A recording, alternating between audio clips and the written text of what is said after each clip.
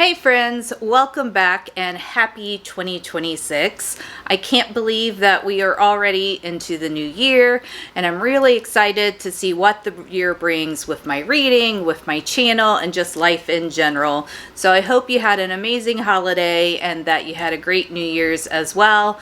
And thank you so much for being here today. And if you are new, welcome. My name is Tonya, and on this channel I share all kinds of different bookish content, from TBRs to reading reviews to book hauls, just, all the bookish things. So if that sounds like something you're interested in, I hope you'll stick around and become part of my community here on YouTube. And today I'm going to be going over my 2026 TBR. So I picked 26 books that I wanted to read in 2026, and I just thought this would be a fun kind of challenge for myself. Now, obviously, I think it would get to be a bit much if I continued to go up in my yearly TBR based on the year, but I wanted to give it a try at least once. This list is going to be a mix of new releases, continuing series. It's just kind of a hodgepodge of all the different things that I wanted to get to this year. I know that some people don't include new releases when they do their yearly TBRs, but some of these I really wanted to get to, so I went ahead and put them on the list. So I essentially just picked out the books that I wanted to read, and then I made a little Notion page that has the book title, the status of it, whether I've read it or I still need to read it, and then whether I own it physically, Kindle, or I need to buy it in order to read it this year. These books aren't going to be in any particular order, and I'm not going to go too in-depth in like what the books are about, because otherwise this video would be 875 years long and nobody wants to sit and watch that. So I'm going to try to keep it short and sweet, but I do tend to yap, so we'll just see how that goes. But let's go ahead and get started.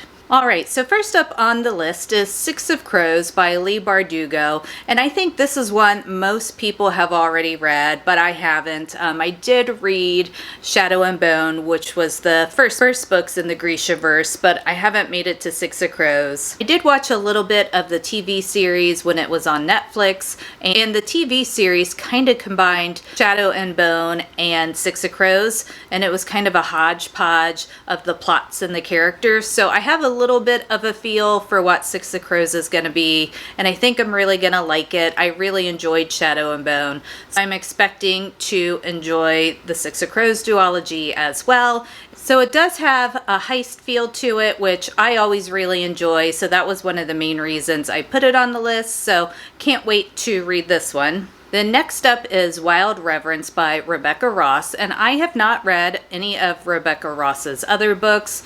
I know her other series that's super popular, the Divine Rivals one, is YA, and to an extent I'm kind of aging out, which I am almost 50, so it does make sense, of YA books. So I haven't read those other ones, but I know Wild Reverence is more of an adult fantasy, so I wanted to give it a try. And I haven't heard anything but good reviews of this one. We're following a goddess who has like messenger skills like on steroids. So her capabilities allow her to do a lot more than just delivering messages. And from my understanding is she starts having dreams of this young man, and she's not sure where these dreams are coming from, but she does end up meeting this individual, and a romance blooms from there. And she also is dealing with some things with her godly powers where she can, as I mentioned, do a lot more than most people expect that she can, which kind of makes her almost seem like a threat. So it sounds like that's going to be a big portion of the plot as well, which I just thought sounded super interesting. Then for the third book on my 2026 TBR, I have Leviathan by Philip Quintrell, and this one is a novella, and it's following a couple of characters that we met in the Echo Saga, and as you all know, I absolutely loved the Echo Saga, so I definitely wanted to make a point to get to this novella this year, and it is following one of my favorite characters from that particular series named Asher, who is a ranger. And if you like epic fantasy, then this would probably be a good novella for you, but you're not going to want to pick it up until after you've read the Echoes saga, which I do highly recommend. It's one of my favorite series of all time, and even though there are a lot of books in it, it's pretty easy to get through them. I feel like Philip Quintrell did a great job of keeping the chapters short and keeping things interesting. So it really is a great kind of modern epic fantasy series. Then for my fourth pick, I picked Hollow by Carolyn Peckham and Suzanne Valentini. And this is a new series set in a new world for these authors. They wrote The Zodiac Academy, which I have not read. I'm not big on the bully trope, so I just elected to skip that series.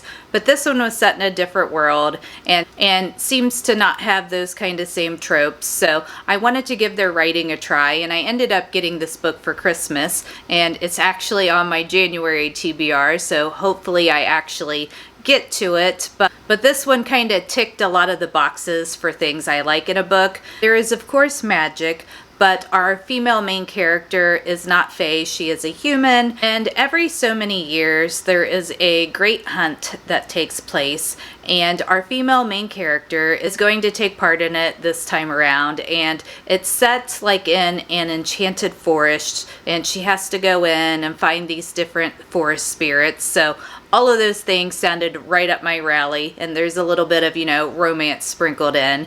So those were the main reasons I put this one on the list. So hoping it's good and that I really like their writing. I know they have another series besides the Zodiac Academy one, but I believe it's kind of set in that same world. So I'll start with this one, and then we'll see kind of how things go from there. Then my fifth pick for 2026 is The Ever King by L.J. Andrews. I happen to love L.J. Andrews' writing. She is like the banter queen.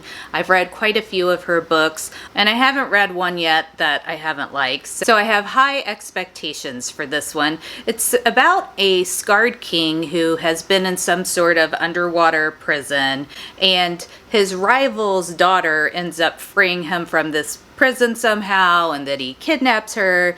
So I kind of feel like it's Pirates of the Caribbean-esque with some sirens, Vikings, and spice thrown in. So I've heard really good things, at least about the first book. I know some people didn't enjoy later books in the series, but like I said, L.J. Andrews' writing works really well for me, so I'm pretty sure I'm going to enjoy it and looking forward to reading it. I did recently pick up this book, so I do have it on my shelf, so hopefully I can get to it at the beginning of the year sometime.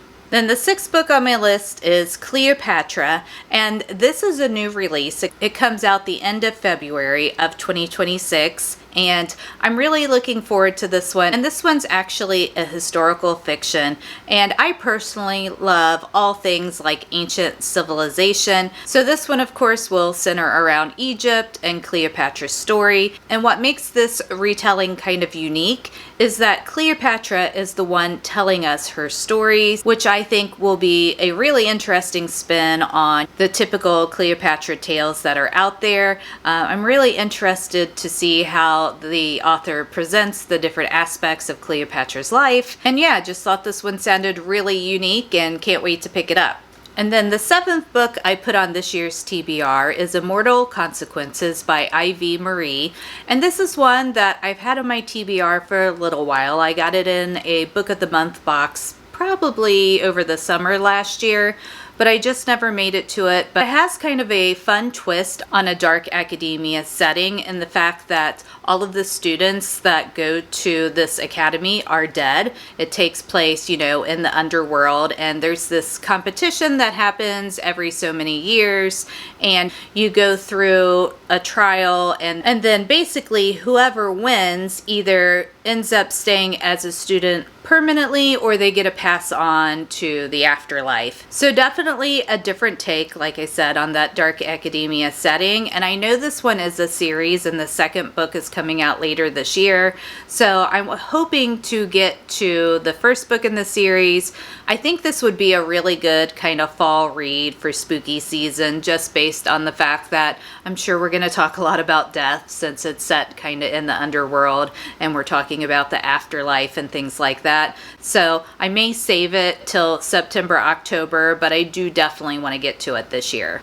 Then for my 8th pick, I'm actually going to be doing it as an audiobook because I've only heard amazing things about the narrator for this particular book, and that is Project Hail Mary by Andy Weir. And I'm going to try to get to this one either in January or February because I believe the movie comes out in March, which is starring Ryan Gosling, and I typically love all of his movies. I definitely want to listen to the book before the movie comes out, and I don't actually know a ton about the movie. I do know that our male main character kind of wakes up, he's in space, and he doesn't really know where he is or kind of what happened to him. So there is a little bit of that amnesia trope if that's something you like. I don't do a ton of science fiction, but I do read them on occasionally. So it's not super in my comfort zone, but it's, not something that's out in left field for me either. But like I said, I'm going to be doing the audiobook because everyone I've talked to and everyone that I've seen review this particular book have all said the audiobook is the way to go. And I think that'll kind of help me sneak it in before the movie comes out as well. All right, and then for my 9th pick, it is The Games Gods Play by Abigail Owen. And this one, the second book in the series, is already out. So I definitely want to get started on the first book. That way, hopefully, I can get caught up in the series this year. And for this one, I don't know a ton about it other than I believe it is an urban fantasy, but it does feature the Greek gods, and I love anything to do with the Greek or Roman gods. So unless there's something really off about this book, I'm pretty sure that I'm gonna like it. And from what I've heard other people talk about when they have reviewed this book, kind of the plot of this book is we have these great games that come up every so often, and it's basically a trial and a god can sponsor you in this trial. Female main character is an office clerk, and she gets selected by Hades to compete in this kind of deadly competition that will determine a new ruler of Olympus. So sounds like it could be a fun little twist on one of your typical trials books. And like I said, I love all things to do with the Greek gods. So hoping I'll really like this one, and then maybe I can get to the second book this year as well. I didn't put it on my list because I wasn't sure if that would be a little too ambitious, but hopefully if I do enjoy the first book, I can also get the second book in this year. Then the 10th book I put on my 2026 TBR is The Raven Scholar by Antonia Hodgson. I think this was her debut novel. Not 100% sure about that, but regardless, I haven't read anything from this author, and I've only heard amazing things about The Raven Scholar, except for some people have said it's real long, but I am not afraid of a chunky book, so that will not be anything that deters me. So in this particular series, people are broken up by different animal houses, which I am a big animal fan, so just hearing that was a mark in the plus column for me. And we're following a high scholar who is trying to solve a murder, and that's another plus for me. I love a little murder mystery moment in my fantasy books. But in addition to trying to solve this murder, she also has to compete for the throne against 7 other candidates. And I'm not sure how she finds herself in this position of having to compete for the throne, but I guess I will be finding that out when I read the book. And there's also supposed to be like a mysterious raven animal companion guide. So I thought that also sounded really fun and was an additional plus for me when deciding if I was going to read this book or not. Then for book 11, I am continuing a series. I chose The Night Prince by Lauren Pelfreyman, and I'm not 100% sure if I'm saying her last name right, but I think I'm at least pretty close. And this is the second book in the Wolf King trilogy. I finished The Wolf King in December, and I really, really enjoyed it.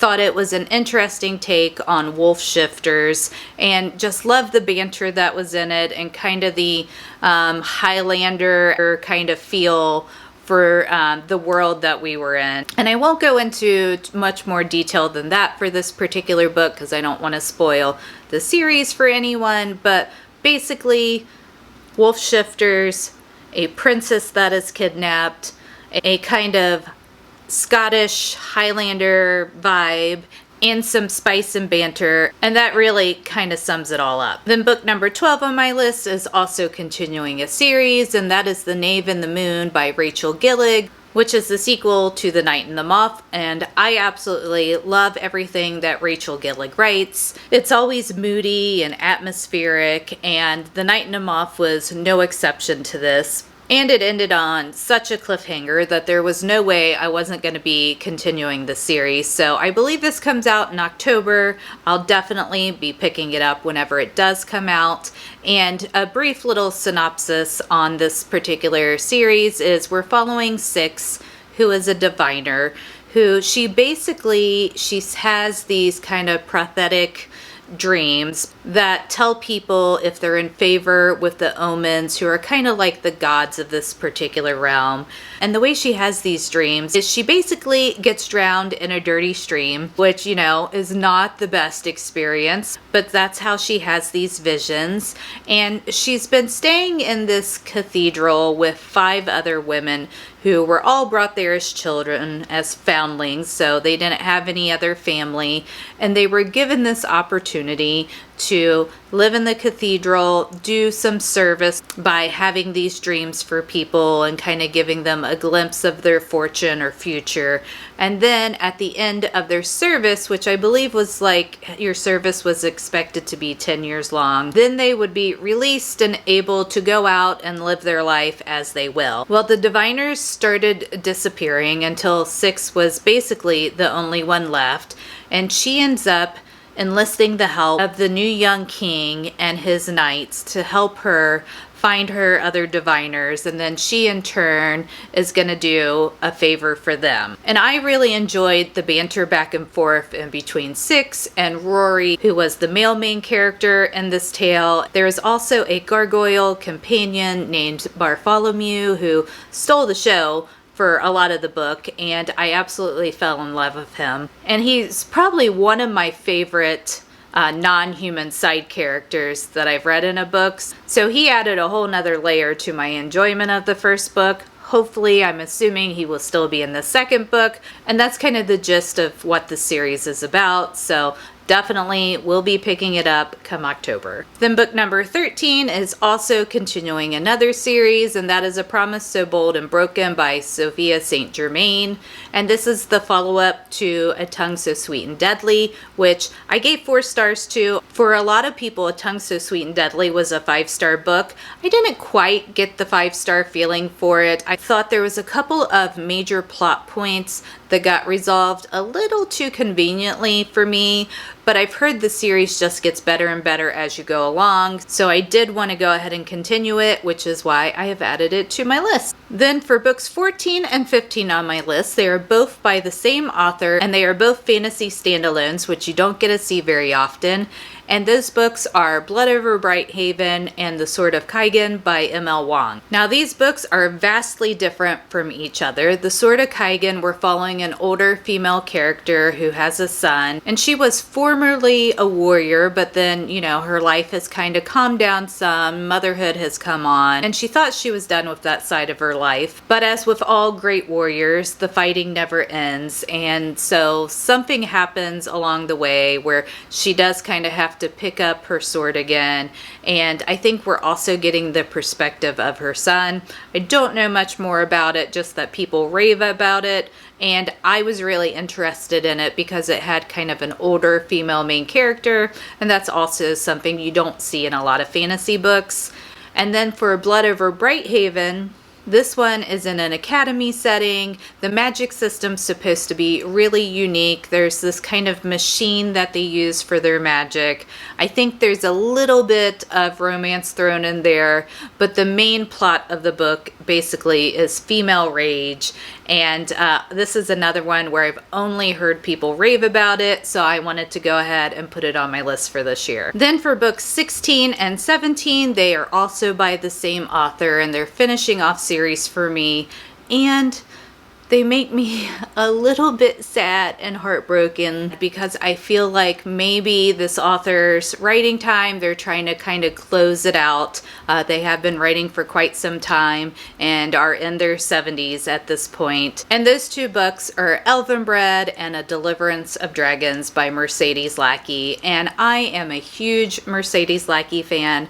I have been reading her books since I was 15. She has wrote some of my favorite trilogies, and these two series in particular, the first books in the series came out quite some time ago, and the last couple of years she has finished these series up, and I kind of feel like that is because, as I said, that maybe she's getting ready to retire, which of course if she is, she deserves to retire. But I've really enjoyed her writing so much, and it's made such an impact on me that I can't imagine not having more books from her. And yeah, it almost makes me tear up because all of her works have meant so much to me. But a little bit about these two series. For Elvenbred, this is the fourth book in the Half-Blood Chronicles, and this book is of course featuring a half-fae female main character. This is a really great series. I'm pretty sure you can probably still get these books. I haven't checked, but most of her books are still in publication out there and you can pick them up. And then for the second book, The Deliverance of Dragons, this is the third book in the Dragon Prophecy series, which she wrote with James Mallory. I did a reread of the first two books in the series this past year in 2025, and now this year I'm going to go ahead and read A Deliverance of Dragons. That way I finish out the series, because the first book in that series came out in 2012. So the fact that she finished it this past year in 2025, it's been a long time coming. So I can't wait to read these final installments in both of these books, even though it makes me a little bit sad. Then next up for my 18th pick, I want to start the Mistborn series by Brandon Sanderson. I've been feeling like I'm a bad epic fantasy fan because I have not read any of his epic fantasy series. I tried Tress and the Emerald Sea. That one wasn't 100% for me. Some of the humor I didn't quite get, but I know that was a YA series, so I imagine it'll be a little bit different in the Mistborn saga, but definitely want to get started on it and at least see what I think. And then once I get the first book out of the way, I'll kind of make that choice on whether he's going to be an author for me or not. I don't know a ton about Mistborn. I know we're following a thief and that they recruit a young woman to help them overthrow this immortal, horrible ruler that has been ruling the realm for like over a millennium. And that's all I really know about it. I know there's supposed to be a really unique magic system. I don't know what that is. I'm going to be going into this one pretty blind, but I'm okay with that because then I can let the book tell me the story and not kind of get caught up in what other people's interpretations of the series is. Then my 19th pick for 2026 I'm super excited about, and that is The Ballad of Fallen Dragons. And this will be a new release either in April or May. I've heard both dates and I'm not real sure which one we've landed on at this point. This is the sequel to When the Moon Hatched by Sarah Parker, and I've been not patiently, waiting on this sequel to come out since I read When the Moon Hatched, which I think that was in 2024, the end of 2024 that I read that one. But I absolutely loved it. It has a really unique kind of magic system, and I thought our characters were really dynamic in it. And the way that dragons are presented in this book is also really interesting. When they pass away, they actually fossilize into the sky as moons, so they're like a permanent part of the landscape, which is really beautiful and really tragic at the same time. So I won't really go over the synopsis of The Ballad of Fallen Dragons because I don't want to spoil that for you, but in When the Moon Hatched, we're following an assassin named Rave, and she is a lot more than she first seems to be. When we first meet her, she seems really sarcastic and uncaring and kind of flippant about anyone else that's around her, like they're just bothersome and she doesn't have the time for them. But underneath that, she's really a very caring person. You can tell that her past has been tragic. We don't really know much about that past, but it's definitely left scars upon her. And she does have some magical abilities, but we don't really know where those have come from either. And she ends up getting put into this kind of high security prison, and she meets a man there named Khan, and he ends up helping her escape from this prison. He is the king of a neighboring realm, and there's just something in their backgrounds that is tying them together. Rave doesn't know what that may be, and Khan is only kind of giving her so much information. So it's not your run-of-the-mill love story. There's a lot that these characters have to find out about each other and come to terms with. They do have really good banter, and like I said, there's dragons, and the way the dragons are wrote about and kind of the way they turn into these moons is something I've never seen before. It's super unique, so I've been waiting a long time for this one, and so glad that it's coming out the beginning of the year. I already have my pre-order in, and now I just have to patiently wait over the next 4 to 5 months for it to show up at my door. We're getting near the end here, guys. There's only 6 more to go, so thank you for hanging in here with me. I know this is going to end up being a little bit longer of a video, but I love talking about books, so sometimes it's hard not to yap. But on to book number 20, and hopefully I haven't gotten my numbers wrong as we're going along, and that is The Fury of the Gods by John Gwynne, and this is the 3rd book in the Bloodsworn saga and finishes out the trilogy. I started reading these books in November. I read the first book in November, second one in December, and then right into this 3rd book in January. I have already started it because I did pick it in my January TBR. And this is just a great classic epic fantasy series. There is kind of a lot of Nordic, Germanian tribe kind of references. So some of the language is a little hard to wrap your mind around. But if you look past that and just focus on the story, the writing's great. The characters, they're very well developed, very deep characters that we grow to know and love over the course of this series. And if you are an epic fantasy fan, I would highly recommend this series. The general synopsis just of the first book is we're following 3 different individuals, and they are on separate paths when we meet them in this book. And in this particular realm, the gods are dead. They killed each other off, and this world has been without the presence of gods for hundreds and hundreds of years at this point. There are individuals in this current world that have the blood of the god in them, and this gives them different abilities, such as some people it gives like berserker type strength, some people it allows to shift into a wolf, some people have bear-like strength, or they can turn into a boar. Just various different strengths and powers based on the god blood that they have.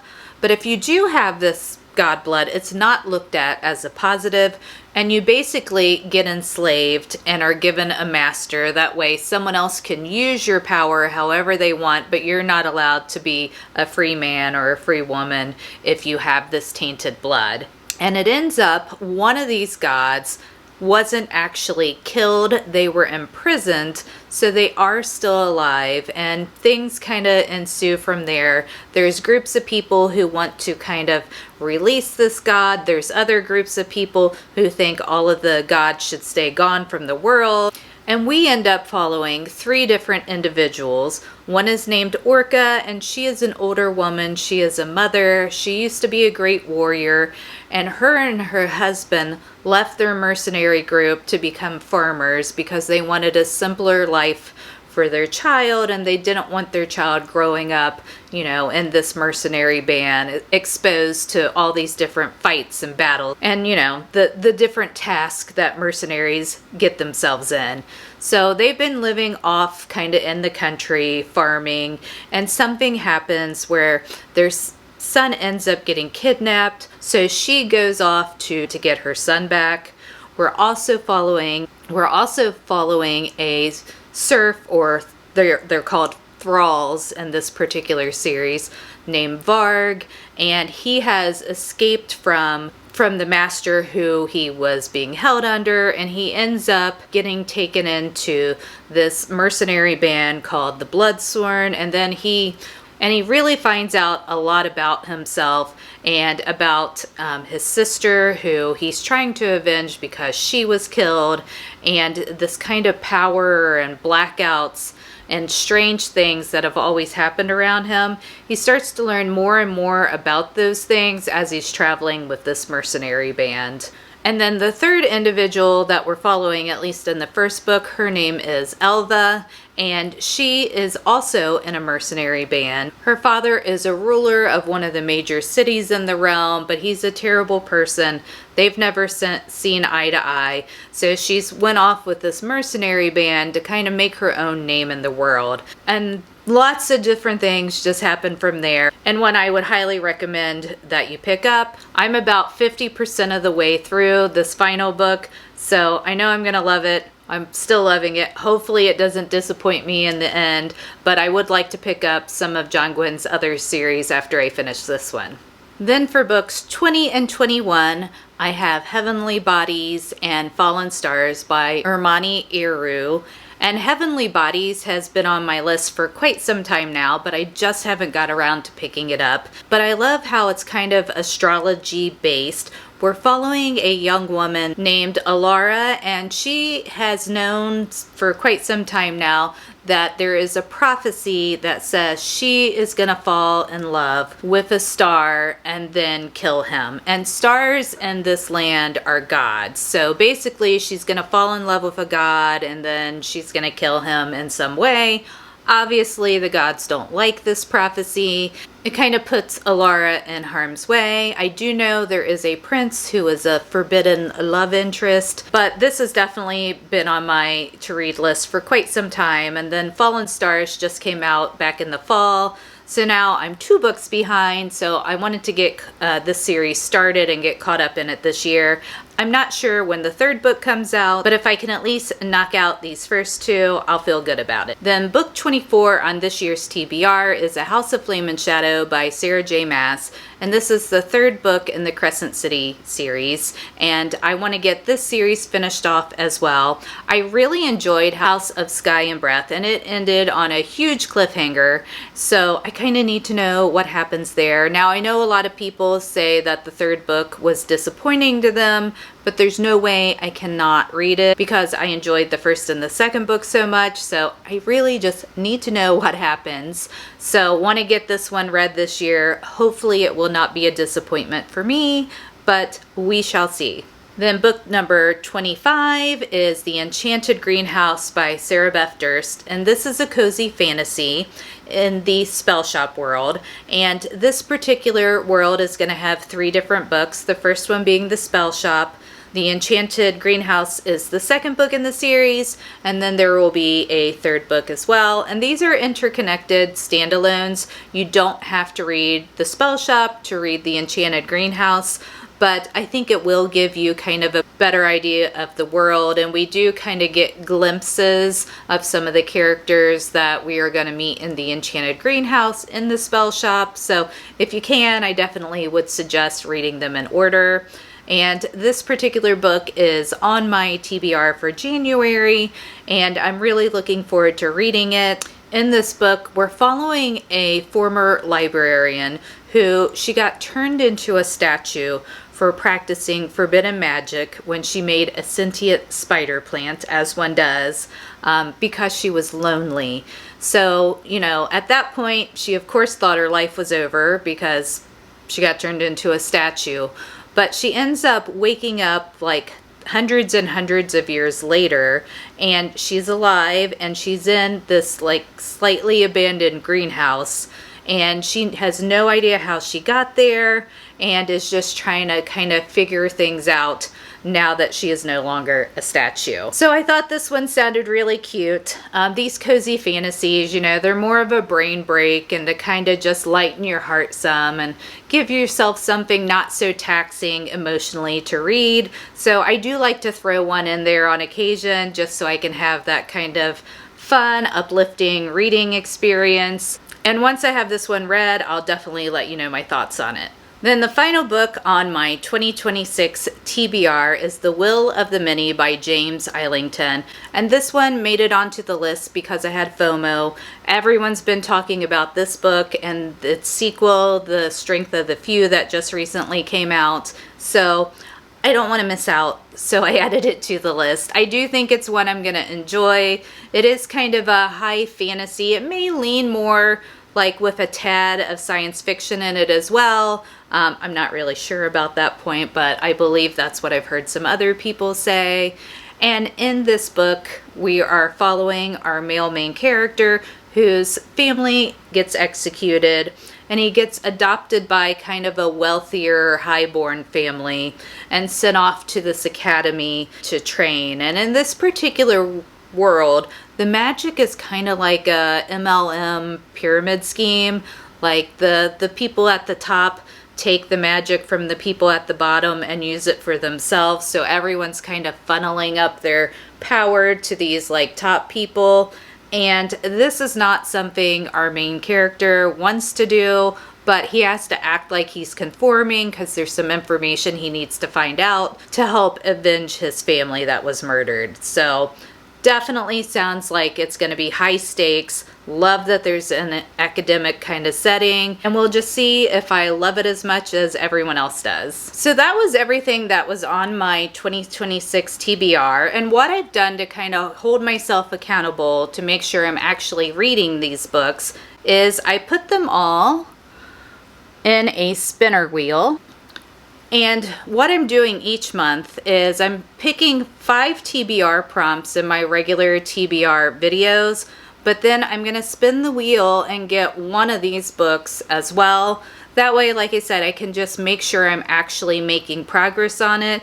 Now, most months, I'm probably going to be reading more than one book because my regular 5 TBR prompts are going to allow me to pick some of those books. Like, I think I'm knocking out 3 or 4 in January, which I think is a great start. Most of these books I already own the physical or the Kindle version, and the only ones I'm really buying are the new releases. So I feel like it's gonna help me make a lot of progress on my TBR, which compared to some people, my TBR is not that big. I mean, I think I have 30 to 40 books, if that, on it.